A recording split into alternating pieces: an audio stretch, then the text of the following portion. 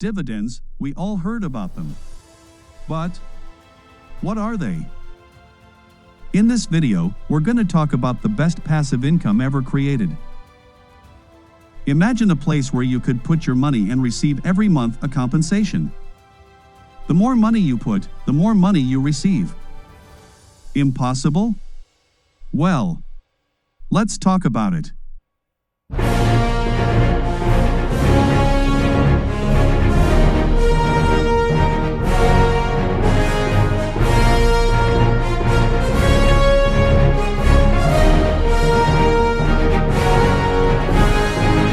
This is the intelligent investor. Of course, we all know the story of Pinocchio and how he was tricked. We are smarter than that, aren't we? Should we also plant a coin and wait for it to grow and produce more money? No? Yes? Let's start from the beginning. By definition, a dividend is the distribution of a company's earnings to its shareholders and is determined by the company's board of directors. Dividends are often distributed quarterly and may be paid out as cash or in the form of reinvestment in additional stock. Stock's dividend thus represent a way for companies to both compensate investors and distribute earnings to shareholders.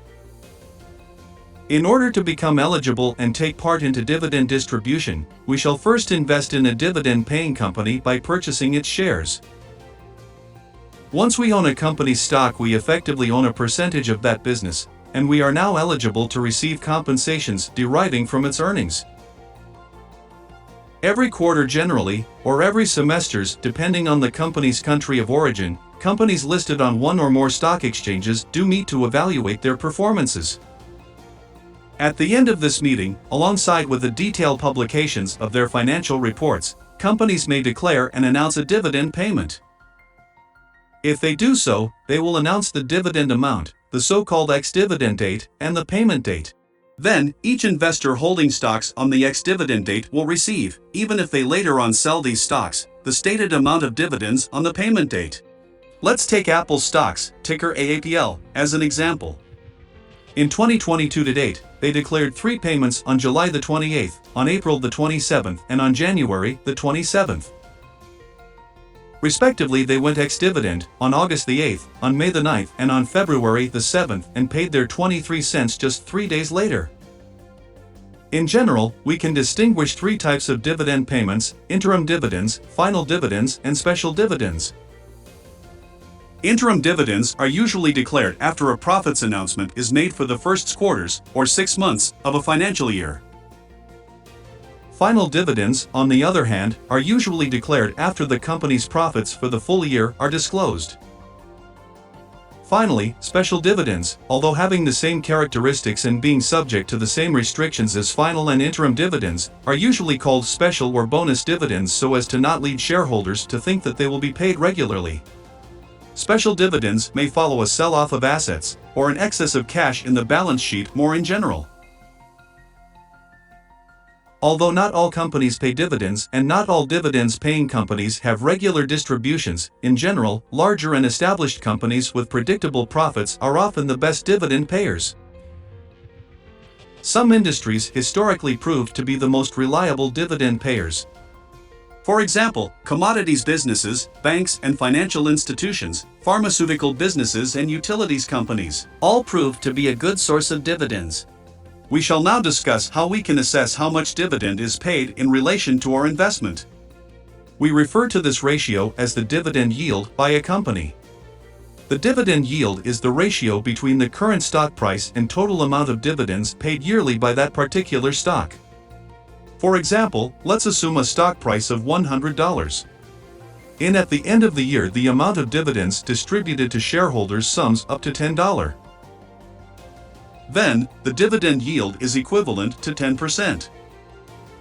Thus, if in the scenario that we invested $1,000 and the dividend is constant every year, we would receive $100 a year from that same company. These money, consisting of physical cash, can now either be spent and used for daily needs, or can be reinvested.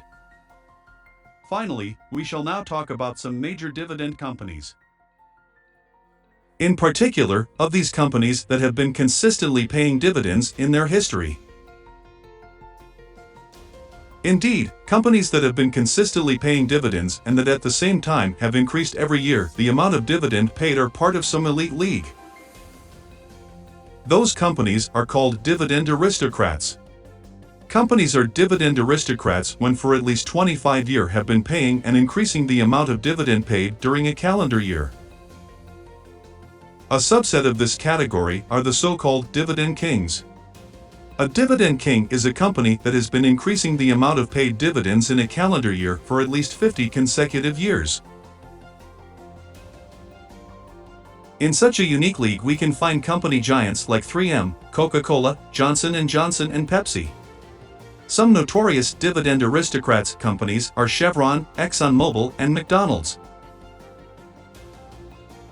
To conclude, a few arguments against dividends are the following. 1. On dividends, we usually have to pay taxes. The amount of taxes we pay usually varies based on the country and on the annual income. In USA, depending on income, dividends are taxed at 0%, 15% or 20%. In United Kingdom, rates can vary from 0% to 39%. While in Italy, there is a 26% flat tax.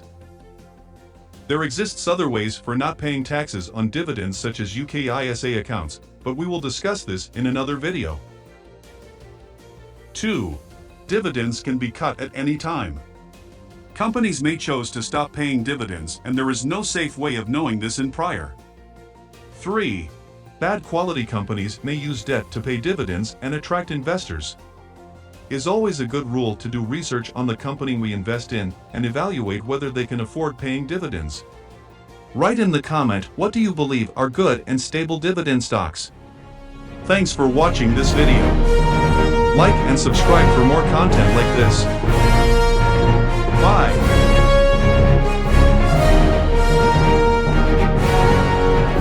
This is the Intelligent Investor.